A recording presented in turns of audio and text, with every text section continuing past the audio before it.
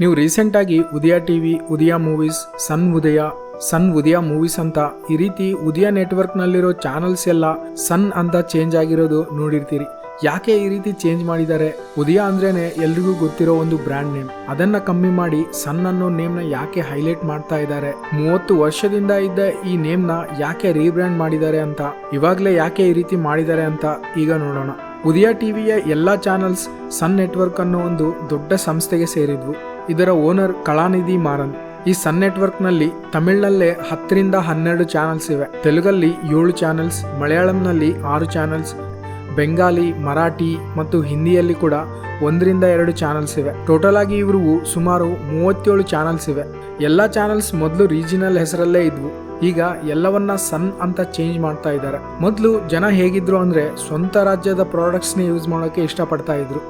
ಆವಾಗ ಅದಕ್ಕೆ local feeling ಬರೋಕೆ ಇವರು ಲೋಕಲ್ ಹೆಸರುಗಳನ್ನೇ ಇಡ್ತಾ ಇದ್ರು. ಉದಯ, ಉಷಯ, ತೆಲುಗಲ್ಲಿ ಜೆಮಿನಿ ಅಂತ. ಆವಾಗ ಸನ್ ಟಿವಿ ಕನ್ನಡ ಅಂತ ಇಟ್ಟಿದ್ರೆ ನಮಗೆ ಇದು ಯಾವುದೋ ಲೋಕಲ್ ಚಾನಲ್ ಅಲ್ಲ, ತಮಿಳ್ ಅವ್ರದ್ದು, ಇವ್ರಿಗೇನು ಗೊತ್ತಿರುತ್ತೆ ನಮ್ಮ ಲೊಕ್ಯಾಲಿಟಿ, ನಮಗೆ ಇಷ್ಟ ಆಗೋ ಶೋಸ್ ಅಂತ ನಾವು ಅವ್ರ ಚಾನಲ್ನ ನೋಡೋಕೆ ಇಷ್ಟಪಡ್ತಾ ಇರಲಿಲ್ಲ. ಅದಕ್ಕೆ ಇವರು ಲೋಕಲ್ ಹೆಸರುಗಳನ್ನು ಇಡ್ತಾ ಇದ್ರು. ಈ ಲೋಕಲ್ ಹೆಸರಿನಿಂದ ಅದು ಒಂದು ಲೋಕಲ್ ಚಾನಲ್ ಆಗಿ ಪ್ರತಿ ಮನೆಯವರ ಮನಸ್ಸನ್ನ ಗೆಲ್ತಾ ಇತ್ತು. ಇವಾಗ ಎಷ್ಟೋ ಜನರಿಗೆ ಅದೊಂದು ತಮಿಳ್ನಾಡಿಗೆ ಸೇರಿದ ಚಾನಲ್ ಅಂತ ಗೊತ್ತೇ ಇರೋದಿಲ್ಲ. ಇದು ಆವಾಗಿನ ಟ್ರೆಂಡ್. ಈಗ ಹೊಸ ಟ್ರೆಂಡ್ ಏನು ಗೊತ್ತಾ? ಎಲ್ಲ ಚಾನಲ್ಸ್ಗೂ ಸಿಂಗಲ್ ಬ್ರ್ಯಾಂಡ್ ಐಡೆಂಟಿಟಿ ಕೊಡೋದು. ಇದಕ್ಕೆ ಕಾರಣ OTT. ಜಿ ಕನ್ನಡ ಕಂಟೆಂಟ್ ಎಲ್ಲ G5 ನಲ್ಲಿ ಬರುತ್ತೆ, ಸ್ಟಾರ್ ಸುವರ್ಣ ಕಂಟೆಂಟ್ ಎಲ್ಲ ಹಾಟ್ಸ್ಟಾರ್ ನಲ್ಲಿ ಬರುತ್ತೆ. ನೀವು ಗಮನಿಸಿದ್ರೆ ಟಿವಿ ಚಾನಲ್ ಹೆಸರು ಏನಿದೆನೋ ಅದೇ ತರ OTT ಹೆಸರು ಕೂಡ ಇರುತ್ತೆ. ಆದ್ರೆ ಈ ಉದಯ ಟಿವಿ, ಚಿಂಟು ಟಿವಿ ಕಂಟೆಂಟ್ ಎಲ್ಲ ಸನ್ ನೆಕ್ಸ್ಟ್ ಅನ್ನೋ ಒಂದು ಆಪ್ ನಲ್ಲಿ ಬರುತ್ತೆ ಅಂದ್ರೆ ಆಡಿಯನ್ಸ್ಗೆ ಕನ್ಫ್ಯೂಸ್ ಆಗುತ್ತೆ, ಅಂದ್ರೆ ಕಸ್ಟಮರ್ಸ್ಗೆ ಕನ್ಫ್ಯೂಸ್ ಆಗುತ್ತೆ. ಕಸ್ಟಮರ್ಸ್ಗೆ ಕನ್ಫ್ಯೂಸ್ ಆಗದೆ ಇರೋ ತರ ಹಾಗೆ ಬಿಸ್ನೆಸ್ ನಲ್ಲಿ ಇವರ ನೆಟ್ವರ್ಕ್ ಎಷ್ಟು ದೊಡ್ಡದು ಅಂತ ಎಲ್ರಿಗೂ ಗೊತ್ತಾದ್ರೆ ಬಿಸ್ನೆಸ್ಗೂ ಒಳ್ಳೇದಾಗಬೇಕು ಅಂತ ಈ ತರ ಸಿಂಗಲ್ ಬ್ರ್ಯಾಂಡ್ ನೇಮ್ನ ಯೂಸ್ ಮಾಡ್ತಾರೆ. ಅದಕ್ಕೆ ಉದಯ ಟಿವಿ ಈಗ ಸನ್ ಉದಯ ಆಗಿದೆ. ನಿಮಗೆ ಸ್ಕ್ರೀನ್ ಮೇಲೆ ಶಾರ್ಕ್ ಮತ್ತೆ ಒಂದು ಮರ ಇದೆ. ಇದರಲ್ಲಿ ಈ ಭೂಮಿ ಮೇಲೆ ಮೊದಲು ಹುಟ್ಟಿದ ಜೀವಿ ಯಾವುದು ಅಂತ ಅನ್ಕೊಳ್ತಾ ಇದ್ದೀರಿ? ಆಲ್ಮೋಸ್ಟ್ ಎಲ್ಲರೂ ಮರ ಅಂತಾನೆ ಹೇಳ್ತೀರಿ. ಆದ್ರೆ ಮರಗಳಿಗಿಂತ ಶಾರ್ಕ್ಗಳೇ ಹಳೆಯವು. ನಮ್ಮ ಭೂಮಿ ಮೇಲೆ ಶಾರ್ಕ್ಸ್ 40 ಕೋಟಿ ವರ್ಷಗಳ ಹಿಂದಿನಿಂದ ಜೀವಿಸ್ತಾ ಇವೆ. ಆ ರೀತಿ ಜೀವಿಸಿದಂತೆ ಆಧಾರಗಳಿವೆ.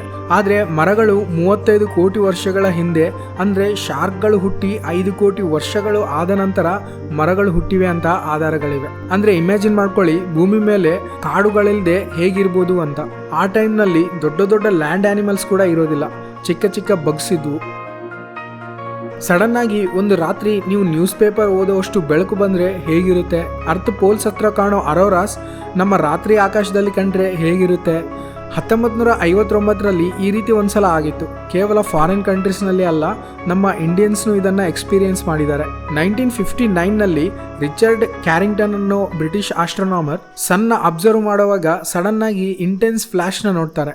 ಆ ಫ್ಲಾಶ್ ಏನಂದ್ರೆ ಅದೊಂದು ಸೋಲಾರ್ ಎಕ್ಸ್ಪ್ಲೋಷನ್. ಅದನ್ನ ಈಗ ಸೋಲಾರ್ ಫ್ಲೇರ್ ಮತ್ತು ಕರೋನಲ್ ಮಾಸ್ ಎಜೆಕ್ಷನ್ ಅಂತಾನು ಕರೀತಾರೆ. ಇದು ಕೇವಲ 17 hours ನಲ್ಲೇ ಭೂಮಿಗೆ ಬಂದು ತಾಗಿತ್ತು. ಆಗ ರಾತ್ರಿ ಆಕಾಶ ಅರೋರಸ್ನಿಂದ ಕೂಡಿತ್ತು.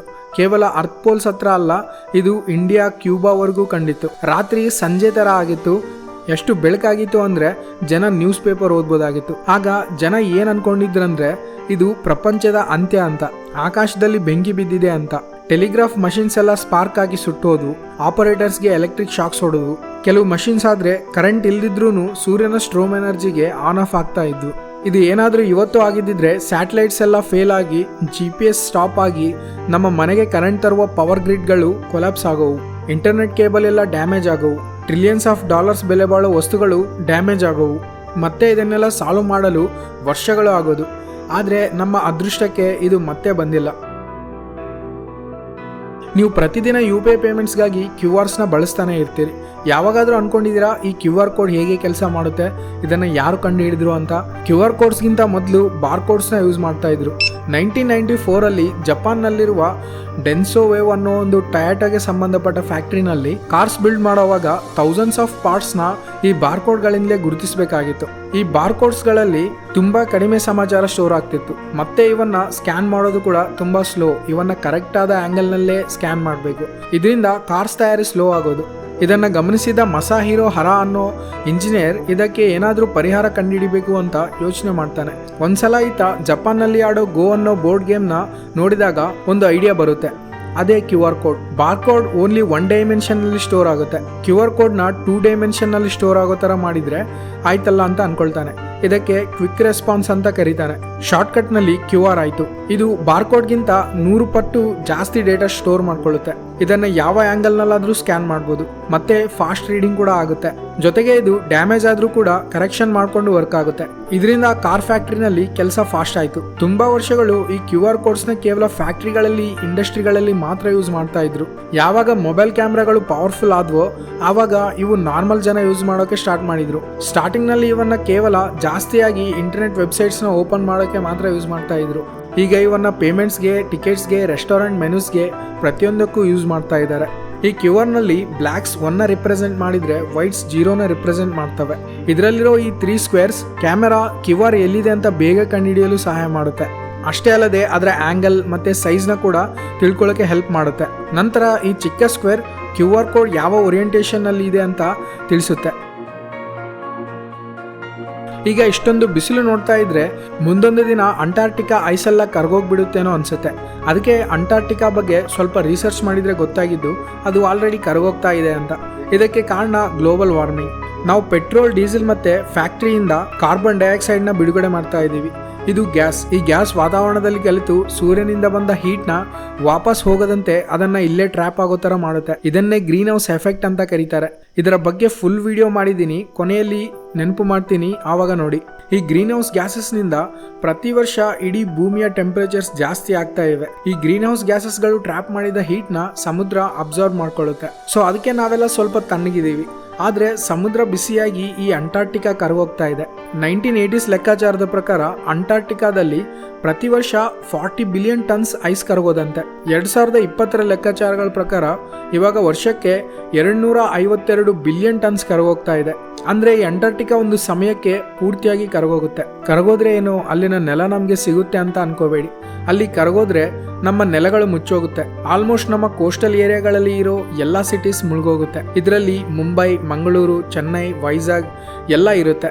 ಸೊ ಇವು ಮುಳುಗೋದ್ರೆ ಏನಂತೆ, ಅಂಟಾರ್ಟಿಕಾದಲ್ಲಿ ಹೊಸ ನೆಲ ಸಿಗುತ್ತಲ್ಲ ಅನ್ಸ್ಬೋದು. ನಮ್ಮ ತರಾನೇ ಬೇರೆ ದೇಶಗಳ ನೆಲ ಕೂಡ ಮುಳುಗೋಗುತ್ತೆ. ಸೊ ಎಲ್ಲಾ ದೇಶಗಳು ಅಂಟಾರ್ಟಿಕಾದ ನೆಲಕ್ಕಾಗಿ ಪೈಪೋಟಿ ಬೀಳ್ತಾರೆ. ಆದ್ರೆ ಅವ್ರಿಗೆ ಮಣ್ಣು ಕೂಡ ಸಿಗಲ್ಲ. ಯಾಕೆ ಹೇಳಿ? ಅಂಟಾರ್ಟಿಕಾದಲ್ಲಿ ಐಸ್ ಎಲ್ಲ ಕರಗೋದ್ರೂ ಕೂಡ ಮಣ್ಣು ಇರಲ್ಲ, ಬರೀ ಕಲ್ಲು ಇರುತ್ತೆ. ಮಣ್ಣು ಆಗ್ಬೇಕು ಅಂದ್ರೆ ಸಾವಿರಾರು ವರ್ಷಗಳು ವಾತಾವರಣ ನೆಲವನ್ನ ಎಫೆಕ್ಟ್ ಮಾಡಬೇಕು. ಈಗ ಈ ಮಣ್ಣು ಹೇಗಾಗುತ್ತೋ ತಿಳ್ಕೊಳ್ಳೋಣ. ನಾರ್ಮಲ್ ಆಗಿ ನಮ್ಮ ಎಲ್ಲ ನೆಲ ಲಾವಾದಿಂದ ತಯಾರಾದ ಗಟ್ಟಿಯಾದ ಕಲ್ಲಿನಿಂದ ಕೂಡಿರುತ್ತೆ.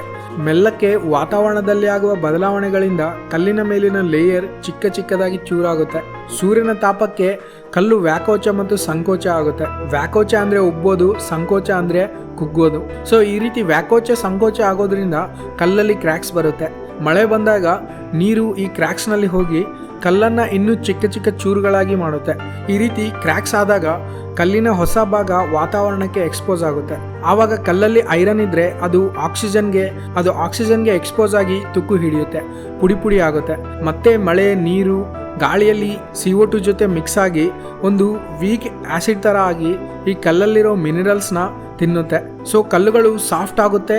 ಕಲ್ಲಿನ ಮೇಲೆ ಈ ರೀತಿ ಚಿಕ್ಕ ಲಿವಿಂಗ್ ಆರ್ಗಾನಿಸಮ್ಸ್ ಹುಟ್ಟುತ್ತೆ.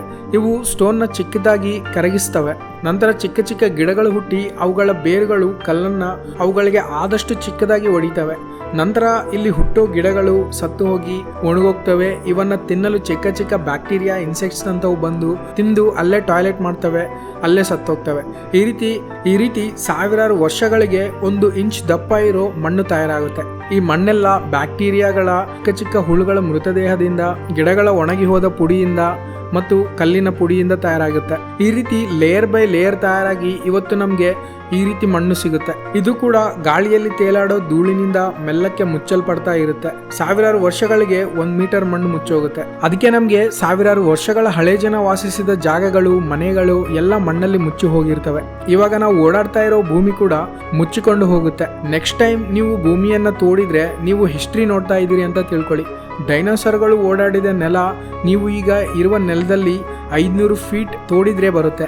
ಭೂಮಿಯನ್ನ ಮುಚ್ಚೋ ಈ ಡಸ್ಟ್ ಎಲ್ಲಿಂದ ಬರುತ್ತೆ ಅಂತ ನಿಮಗೆ ಡೌಟ್ ಬರ್ಬೋದು. ಇದು ಎಲ್ಲಿಂದಾನೂ ಬರಲ್ಲ. ಇದು ಭೂಮಿಯಿಂದಲೇ ರಿಸೈಕಲ್ ಆಗ್ತಾ ಇರುತ್ತೆ. ದೊಡ್ಡ ದೊಡ್ಡ ಮೌಂಟೇನ್ಸ್ನಿಂದ ಮತ್ತು ನಮ್ಮ ಮುಂದೆ ಇರೋ ಗಿಡಗಳಿಂದ ಆಗುತ್ತೆ. ಗಿಡ ನೆಲದಲ್ಲಿರೋ ಮಿನರಲ್ಸ್, ಗಾಳಿಯಲ್ಲಿರೋ ಕಾರ್ಬನ್ ಡೈಆಕ್ಸೈಡ್ನ ಯೂಸ್ ಮಾಡಿಕೊಂಡು ಮರವಾಗಿ ಬೆಳೆಯುತ್ತೆ. ಸಮಯ ಆದಮೇಲೆ ಅದು ಸತ್ತು ಹೋಗಿ ಒಣಗಿ ಹೋಗುತ್ತೆ, ಅದು ಕೂಡ ಡಸ್ಟ್ ಆಗುತ್ತೆ. ಈ ರೀತಿ ಭೂಮಿ ರಿಸೈಕಲ್ ಆಗ್ತಾ ಇರುತ್ತೆ. ಈಗ ಮತ್ತೆ ಅಂಟಾರ್ಟಿಕಾಗೆ ಬರೋಣ. ಅಂಟಾರ್ಟಿಕಾದ ನೆಲ ಐಸ್ನಲ್ಲಿ ಮುಚ್ಚಿ ಹೋಗಿದ್ರಿಂದ ಈ ಎಲ್ಲ ಪ್ರಾಸೆಸ್ಗೆ ಒಳಗಾಗಿಲ್ಲ. ಅದಕ್ಕೆ ಅಲ್ಲಿನ ನೆಲ ಕಲ್ಲಾಗೆ ಇರುತ್ತೆ. ಅದು ಅಲ್ಲದೆ ಅಂಟಾರ್ಟಿಕಾ ಈಗ ಮ್ಯಾಪ್ನಲ್ಲಿ ಎಷ್ಟು ಕಾಣಿಸ್ತಿದೇನೋ ಅಷ್ಟೇ ನೆಲ ಇರೋದಿಲ್ಲ. ಐಸ್ನ ಭಾರಕ್ಕೆ ಅಲ್ಲಿನ ನೆಲ ಸೀ ಲೆವೆಲ್ಗಿಂತ ಕೆಳಕ್ಕೆ ಹೋಗಿದೆ. ಐಸ್ ಎಲ್ಲ ಕರಗೋದ್ರೂ ಅಂಟಾರ್ಟಿಕಾದ ನೆಲ ಈ ರೀತಿ ಇರುತ್ತೆ. ಅಲ್ಲಲ್ಲಿ ಎತ್ತರವಾದ ಪ್ರದೇಶ ಐಲ್ಯಾಂಡ್ ತರ ಇರುತ್ತೆ. ಸೊ ಪೂರ್ತಿ ನೆಲ ಇರೋದಿಲ್ಲ. ಇಷ್ಟು ಈ ವಿಡಿಯೋ ನಿಮಗೆ ಇಷ್ಟವಾದರೆ ಲೈಕ್ ಮಾಡಿ. ಈ ಚಾನಲ್ಗೆ ನೀವು ಇನ್ನೂ ಸಬ್ಸ್ಕ್ರೈಬ್ ಆಗದಿದ್ರೆ ಸಬ್ಸ್ಕ್ರೈಬ್ ಮಾಡಿ. Thanks for watching.